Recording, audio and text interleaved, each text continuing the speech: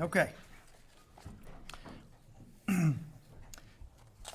These new employees, I told they didn't have to stay to the mayor's speech if they didn't want to, and look, they're already out the door.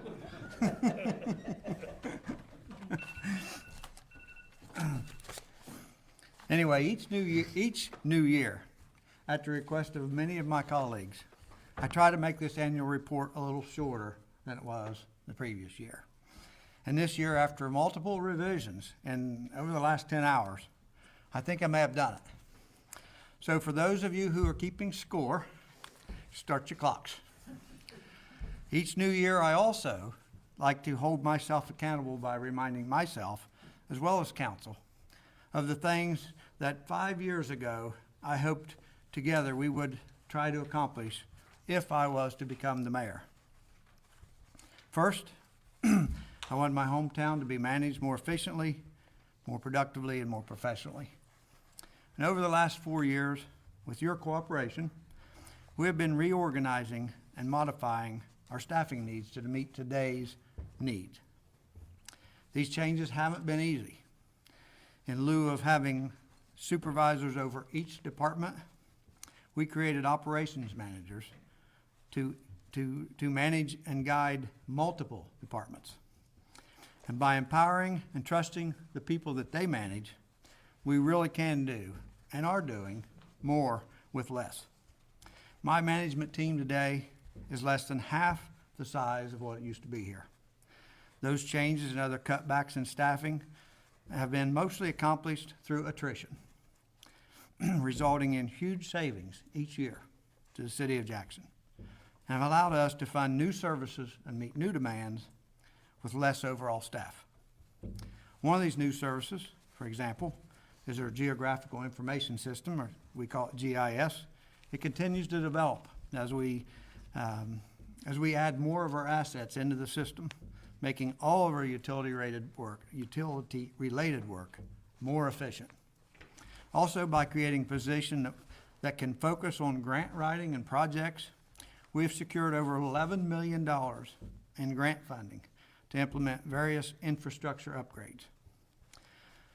To support existing business and promote future growth and investment, the city partners with, and I serve on the board of, the Jackson County Economic Development Partnership.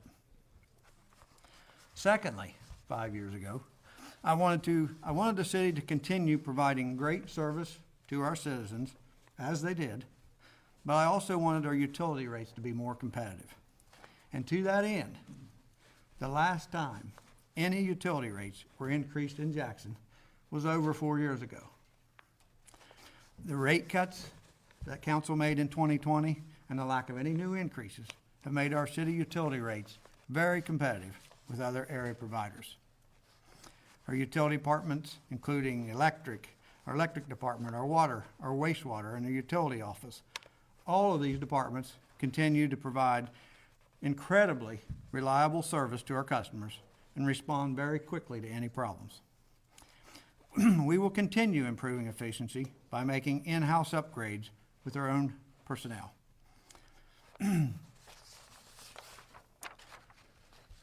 Sewer line repairs and replacements have resulted in a noticeable reduction in stormwater entering our treatment plant. Our service departments, including street and alley, garbage, the mechanics garage, and the cemetery, all continue to provide great service. Our street and alley department continued upgrading streets, curbs, and sidewalks last year, and we plan to do even more of that with our in-house construction crews this year. And even though Rumpke has raised the landfill dumping fees substantially, we still have not raised the garbage fees we charge our citizens. The cemetery staff there has kept that 62 acres looking the best it has looked in years, while handling 75 burials. Our mechanics in the garage continue maintaining over 120 pieces of equipment, vehicles, and work trucks. Other services. The auditor's office continues to receive outstanding audit reports from the state. Our police department continues to make our town safer and reports a 50% reduction in overdose deaths.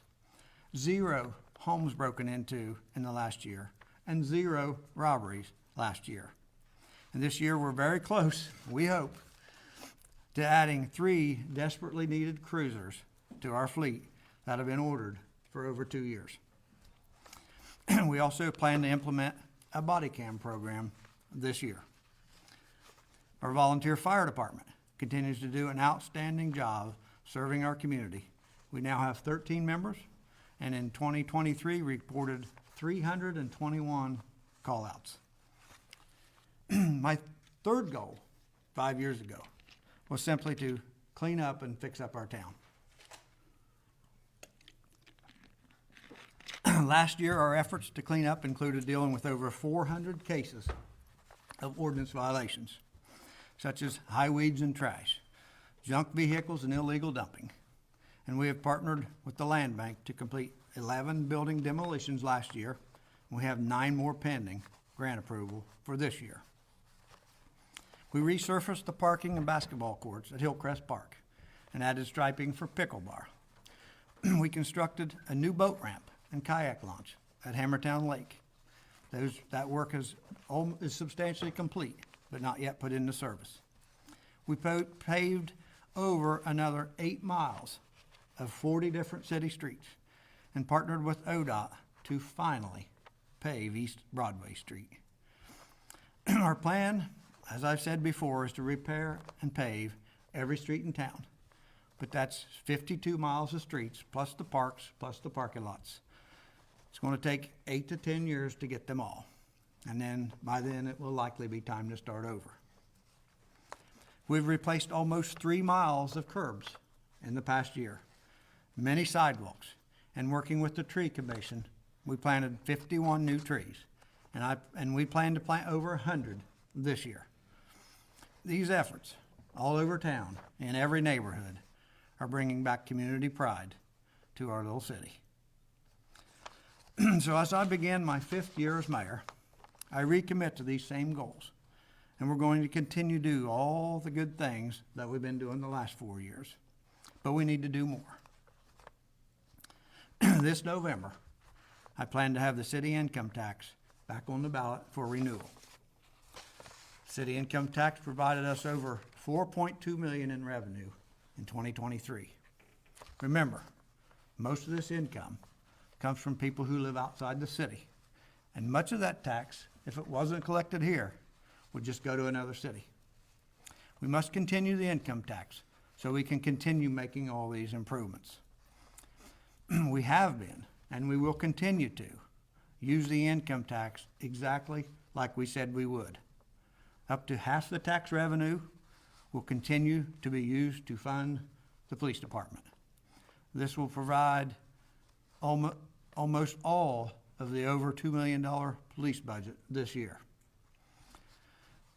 I would like to revise the tax language as we go back to the ballot to allow the use of the tax to be used for police and fire department. The remaining tax revenue is and will continue to be used to fund infrastructure repair and replacement. The income tax allowed us to budget for over $2 million worth of additional infrastructure work for this year. Most of which, once again, will be street paving, curbs and sidewalks, water and sewer line work. Without the income tax, these projects would just not be possible. Even the grant-funded projects usually need income tax money to meet the match funds required. And even with all of these improvements that we've accomplished so far, we're really just getting a good start addressing the vast needs of the city. Most of our city buildings, as I've mentioned before, are in need of repairs or replacement also, and we need to start addressing them. We've applied for multiple sources of grant funding to help repair or replace the memorial building and plan to advance the planning for that this year.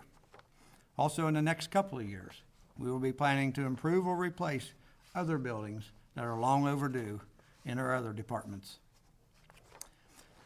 We've received 2 different grants to help us try to mitigate flooding along Salt Lick Creek and our city parks.